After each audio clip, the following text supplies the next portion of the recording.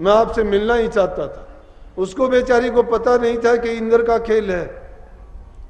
जब इंद्र को इस हालत में उसने बाहर जब देखा तो मुर्गे को देख के कहने लगा कि अपने असली रूप में आओ। जब असली रूप में चंदा आया तो उसको भागते हुए जो गमछा था वो मारा। कहते हैं आज तक चंद्रमा पे दाग पड़ा हुआ है, मिटा नहीं है। ये हमारे शास्त्र कहते हैं, लेख कहते हैं, और महापुरुषों ने ऐसा फरमाया है। अब साइंस तो उसकी खोज करके कुछ की कुछ कहती है, लेकिन अगर ध्यान और गौर से देखा जाए तो क्या बात थी, कितनी सोच और समझ की थी।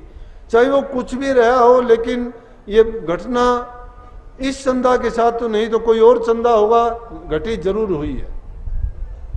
और जब अंदर गया तो इंद्र क्या हुआ कि बिल्ली का रूप धर के भागने लग गया।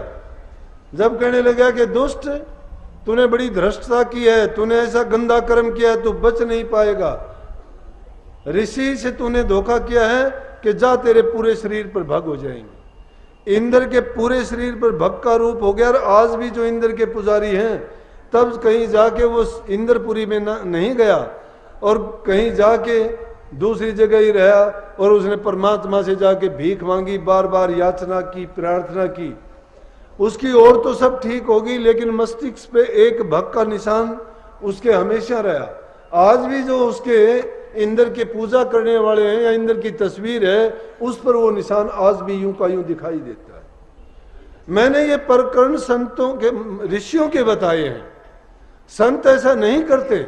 संत ना किसी को श्राप देते हैं, ना किसी का बुरा चाहते हैं, ना किसी का बुरा करते हैं, बल्कि वो तो दुखी जीव को सुखी बनाने के लिए खुद कष्ट झेल लेते हैं, अपने ऊपर दुख ले लेते हैं। लेकिन वो कहते हैं कि मेरे सेवक को, मेरे दास को दुख नहीं होना चाहिए। परंतु जीवों को ये जरूर सोच लेना चाहिए कि जब ऋषियों से उन्होंने तो कह के ऐसा कर दिया, लेकिन कर्म की मार से आज तक इस संसार में कोई नहीं बचा है। कर्म जो जो करेगा तू वही फिर भोगना भरना। ये बात मैंने उस दुर्मति से मिली हुई कही है। ये दुर्मति है इंसान की। अच्छा वक्त मिला, अच्छा शरीर मिला, गुरु मिला, सत्संग का समय मिला, कुछ करने के लिए हमारे पास बहुत कुछ है, लेकिन हमने इतना कुछ होते हुए भी खाक छानी क्या किया। कीचड़ में ही हाथ फंसाए रहे। जहाँ हीरे मोतियां हमने उठाने थे, वहां हमने क्या उठाया, सिर्फ गंदगी में हाथ घुमाते रहे। अंत समय में उसमें बदबू मिली और चलते वक्त अपना सब कुछ गंदा करके चले। फिर संसार गए तो भी गंदगी में, नरकों में, बुराइयां, कष्ट झेलने के लिए ही गए, सजा मिली हमें। और जब मुड़ के वापिस आए तो फिर अगले कर्म अच्छे बनने की गुंजाइश नहीं रही थी। और संतों के सत्संग की एक खूबी है कि ये जीव अगर करनी से गिर भी जाता है या उनसे कोई भूल अनजाने में गलती होती भी है और ये जीव करनी नहीं कर पाता, तो भी संत उसको बख्शते हैं। 1000 बार गलती करने पे 1000 बार भी बख्शते हैं, लेकिन कभी भी श्राप और दुख नहीं देंगे।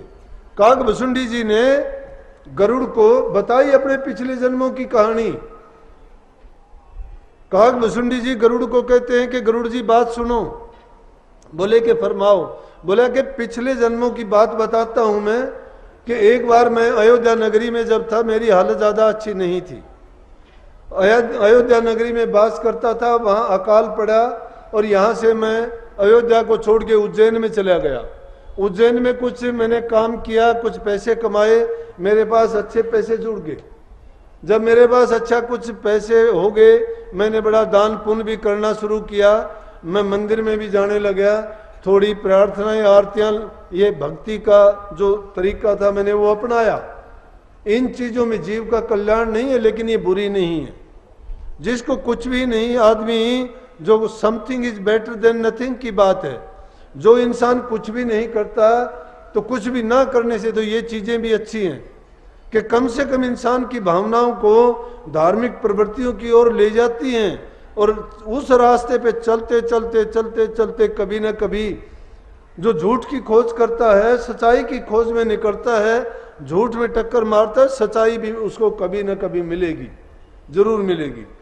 तो कहने लगा, मैं मंदिर में जाने लगा। मंदिर में एक महात्मा थे, मैं उस महात्मा के पास बैठता था। आखिर मैंने उस महात्मा के पास बैठने से क्या लाभ मिला कि मैंने उनसे गुरु दीक्षा ले ली, नाम का मंत्र लिया। नाम का मंत्र लेके मैं भी वहां बैठ के कुछ समय के लिए भक्ति करता था। लेकिन एक दिन जब मैं मंदिर में बैठा हुआ था, मेरे गुरु महाराज जी जब आए, तो गुरु महाराज जब आए तो मैंने उनका कोई आदर सम्मान नहीं किया, उठ के मैंने उनकी तरफ देखा भी नहीं। जब नहीं मैंने उसकी तरफ देखा तो आकाशवाणी हुई कि हे दुष्ट, तू अजगर की तरह बैठा हुआ है, जा तू अजगर बन जा, तेरे से दुष्ट आदमी कोई नहीं है। तूने तेरे गुरु का अपमान किया है, तेरे गुरु में बुराई नहीं है, तेरा गुरु तुझे श्राप नहीं देगा। यद्यपि तेरा गुरु बहुत पवित्र है, वो ज्ञान का देने वाला है, वो तेरे पापों का नाश करने वाला है, तेरे जीवन को बनाने वाला है, तुझे जन्म मरण से भी छुटा के वो तुझे उस अनामी धाम में पहुंचाने वाला है। लेकिन तूने जो गंदा कर्म किया है उसके लिए तुझे मैं श्राप देता हूं कि जा तू अजगर बन जा।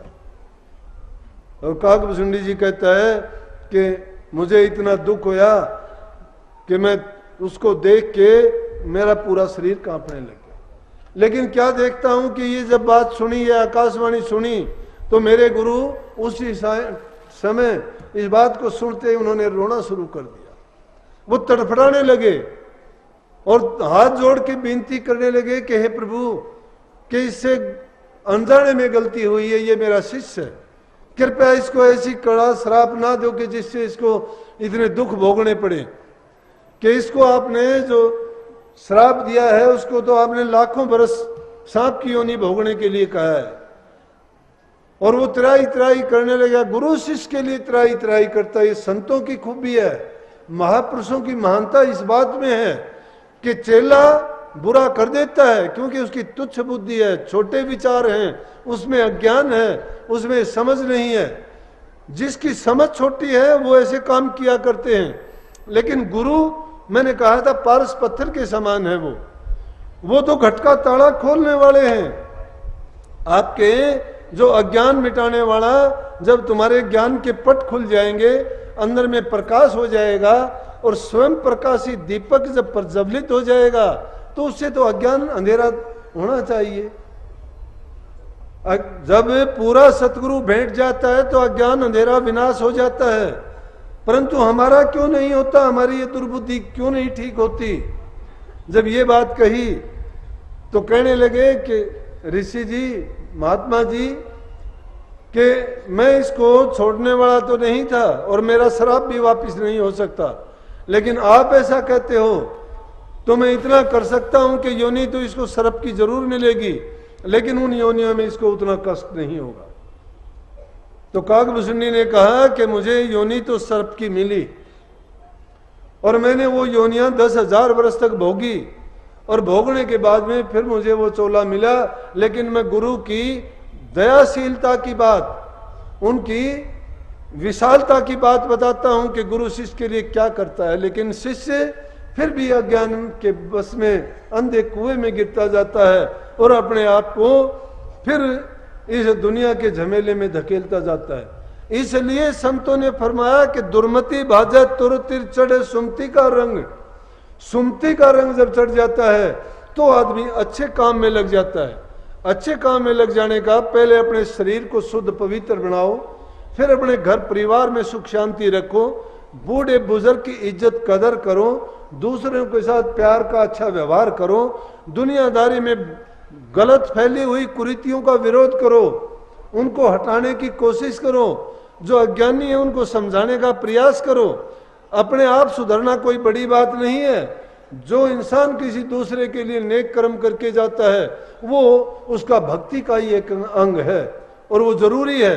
उसमें सेवा है, दूसरे का परोपकार है, दूसरे के हित की बात करना, सुख देना, अच्छा व्यवहार करना, ये भक्ति के रास्ते को बुहारते रहते हैं और उसकी भक्ति दिन प्रतिदिन बढ़ती जाती है।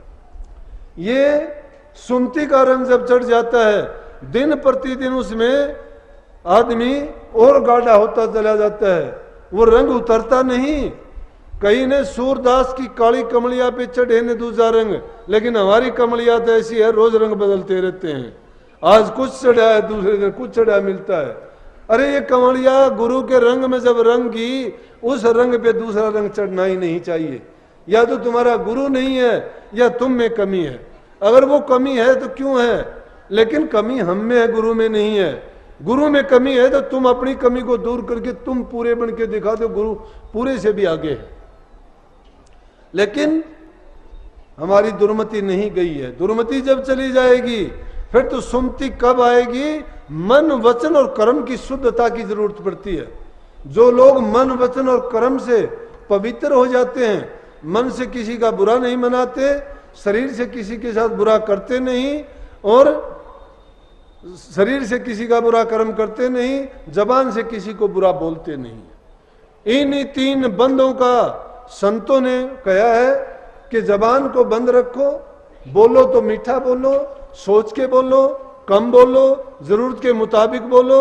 जो तुम्हें तुम्हारे प्रति अच्छा लगता है वैसा ही वचन तुम दूसरे के प्रति बोलो। जो अच्छा बोलता है वो आदमी दूसरे को नहीं, अपने आप को अच्छा बोलता है।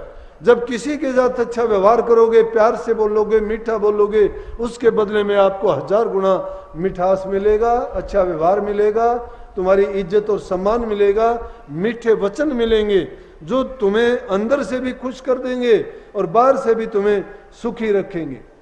लेकिन हम तो अपने आप में दुखी हैं, शरीर में खुद दुखी हैं। छोटी सी रोग बीमारी आती है, शिकायत खत्म नहीं होती है। जब तुम्हें खुशी आती है, जब तो तुम फूले फूले समाते हो, इंसान को इंसान नहीं गिनते, उनको जीव जंतु कीट पतंगों से ज्यादा नहीं मानते हो। इंसान हर जीव में जब अपनी ही तरह से परमात्मा का रूप उसमें देखने लग जाएगा, समझने लग जाएगा। अच्छे व्यवहार की यही बात होती है। और जब तुम्हारा अपना आपा हो जाएगा, सारा संसार आपके लिए सुखी हो जाएगा। बेईमाना जब तुम में है, खोटी नीयत तुम्हारी जब तक है, खोटे कर्म तुम जब तक करते हो, तुम्हें हर आदमी पापी नजर आएगा। ये संसार तुम्हें सब का सब धोखेबाज दिखाई देगा। सब में तुम वही गुण तलाश करोगे जो तुम्हारे अंदर है। अपने अंदर अच्छे गुणों को, सद्गुणों को जब भर लोगे, इसीलिए इकाई से सुधार होगा, अपने खुद से सुधार होगा। खुद को सुधारो, फिर परिवार को सुधारो, फिर आस पड़ोस और समाज को सुधारो, फिर ये सारी दुनिया अपने आप सुधरती चली जाएगी। लेकिन बात यह, हम खुद सुधरते नहीं, दूसरों के लिए भाषणबाजी करते रहते हैं। भाषणबाजी भी नहीं, उनके लिए बुरा बोलना, बुरा सोचना और बुराइयों में ही फंसे रहते हैं। जब बुराई का बीज बोया जाता है तो आम नहीं लगा करते, उसमें तो बुराई के फल लगेंगे। एक बोओगे 1000 मिलेंगे, लेकिन बुराई के फल भी ज्यादा मिलते हैं। नहीं देखे क्या? ऐसे पेड़ देखो कि जो कड़वे फल होते हैं दुनिया भर के लगते हैं, मीठा फल होता है मुश्किल से, उसकी इतनी कभी कुछ करते हैं, कभी उसकी लड़ाई गुड़ाई, इतनी रक्षा सुरक्षा करते हैं, फिर भी बहुत कम लगते हैं, फिर भी खतरा बना रहता है, कभी उसको कुछ कभी कुछ हो जाता है। इसी प्रकार से दुर्गुण है। अब रही भक्ति की बात, जब ये सारी बात आप अपना लोगे, मन वचन और कर्म से जब पवित्रता हो जाएगी, फिर है आपके अंदर में जाने की बारी। गुरु ने आपसे कहा नाम की कमाई करो। नाम कोई ऐसी वैसी वस्तु नहीं है, नाम कोई खिलौना नहीं है कि उससे खेलोगे। नाम तो वो दौलत है जो तुम्हें मालो माल कर देगी। मालो माल करने का मतलब कोठी महल कारें बंगले नहीं, वो मालो माल आपको अंदर से कर देगी। तुम्हारी तृष्णाओं को, इच्छाओं को, तुम्हारी धारणाओं को, तुम्हारी मान्यताओं को काबू में करके तुम्हें समता देगी, समानता देगी, संतोष दे देगी। और वो संतोष कब आएगा? वो संतोष जब आएगा जब तुम इन सारी चीजों की जड़ों को काट दोगे। अंदर में जब आओगे, जो उस सुमति का फल मिलेगा, उस फल का जो जो पान करते ले जाओगे, मन की एकाग्रता होगी। नाम का अभ्यास करोगे, नूरी गुरु नजर आएगा। नूरी गुरु नजर आएगा, तुम्हारा अज्ञान का विनाश होगा। तुम चक्कर में शुरू में ही पढ़ते चले जाते हो। जब तक तुम अंदर में जाके आंखों के पीछे तुम्हारा सतगुरु, जो नूरी गुरु तुम्हें झोली देके बुलाता है, जो किसी धुन की आवाज में प्रकाश के रूप में तुम्हें बार बार इशारा करता है कि अंदर में आओ, तुम बार बार बाहर भागते हो। बच्चे जैसी हालत हमने बना रखी है। बच्चे को तुम पढ़ाना चाहते हो, घर में लाना चाहते हो, बच्चा बाहर भागना चाहता है। यही है कि ये हमारा मन हमें बार धकेलता रहता है। सतगुरु कहता है कि अंदर में चलो, अंदर में जाओगे, मन की एकाग्रता जरूरी है। जब मन की एकाग्रता हो जाएगी, पक्के बन के हठ करके मन को दबा लोगे, मन को जब काबू कर लोगे सुमन रूपी अंकुश से और गुरु के रूप से, जो जो मन को घेरते चले जाओगे, मन महीन हो जाएगा, ये तुम्हारी मदद करने के लिए तैयार होगा।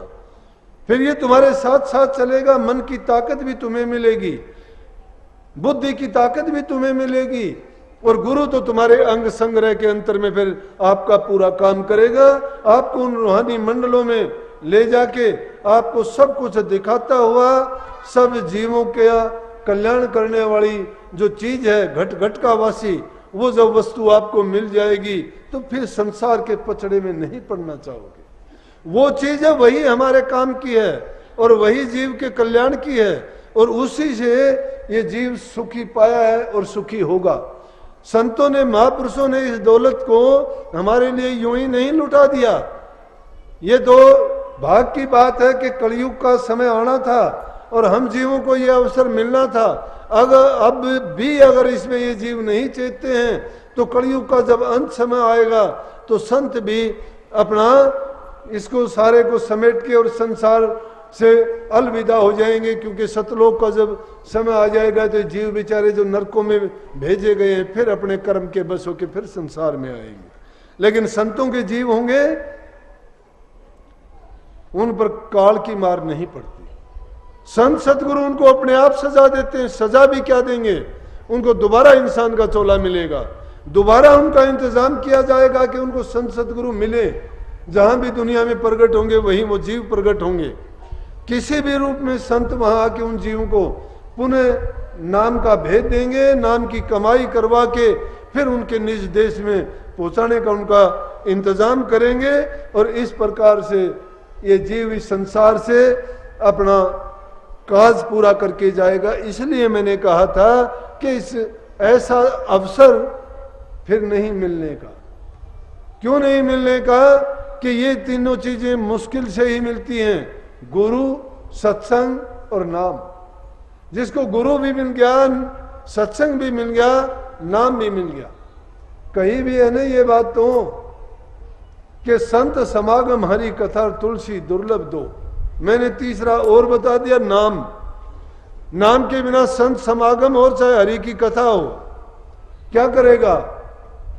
बार बार की चीजों को जीव जानने से कल्याण नहीं होता। ये तो बाहर के शरीर को चाहे गंगा में धो, चाहे जमुना में धो, चाहे घर में साबुन मल के रोजाना साफ करो, लेकिन बाहर की मैल धोने से अंदर की मैल नहीं उतर जाती। असली मैल जो चढ़ी हुई है, जंग चढ़ी हुई है मन के ऊपर, अंदर के अंदर, घट के अंदर, और वो अंदर की मैल धोई जाएगी नाम। ओ धोपे नामे के रंग, नानक साहब कहते हैं, भरिए हाथ तन दे पानी धोते उतर सेके। अगर आपके शरीर पे बाहर कहीं कोई गंदी चीज लगी है, गंदगी हो गई है, तो पानी वगैरह के धोने से साफ हो जाएगी। अज्ञानी तीर्थ चला, मूर्ख आदमी तीर्थ पे जाके स्नान करके सोचता है मेरे पाप धुल गए, पाप नहीं धुलते। पाप कब धुलेंगे? पाप तब धुलेंगे जब अंतर में जाओगे, अंदर का स्नान करोगे। अंदर में मानसरोवर है, जिसको रामदास गुरुजी ने, जिस मिस्त्री ने अमृतसर के तालाब को बनाया था, और बनाते बनाते कहने लगा रामदास जी से हाथ जोड़ के प्रार्थना करने लगा, जी बोला कि वो हमें भी दिखा दो मानसरोवर अंदर वाला। तो जब रामदास जी ने उनके सिर पे हाथ रखे, सिर पे हाथ रखने का मतलब दया बख्शी उनको, और वो नाम की बख्शिश करके जब उसकी रूह को अंदर में लेके गए, और जब उन्होंने 10वें द्वार में जाके मानसरोवर को देखा, और उनको देख के जब बाहर के मानसरोवर को बनाया था जो आज भी अमृतसर में कायम है। अरे बाहर के अमृतसर, बाहर के मंदिरों को, बाहर के तीर्थों में खोजते फिरते हो, उनमें नहीं है। वो असली मंदिर, असली गुरुद्वारा, असली मानसरोवर अंदर में बैठा हुआ है। वहां पे जब जाओगे, वहां की सुरीली धुन, वहां का वो प्रकाश जो मन को मोह लेने वाला है, जिसको छोड़ने को कभी दिल नहीं चाहता, जिससे हमारी पैदाइश थी, उसके हम अंशी हैं, उससे हम निकल के आए थे और उसी में जाके जब विलीन हो जाएंगे उसको छोड़ना भी नहीं चाहेंगे, छूटेंगे भी नहीं। प्रेमियों, मैंने ये बातें बताई हैं बहुत सोच समझ के और आपके मतलब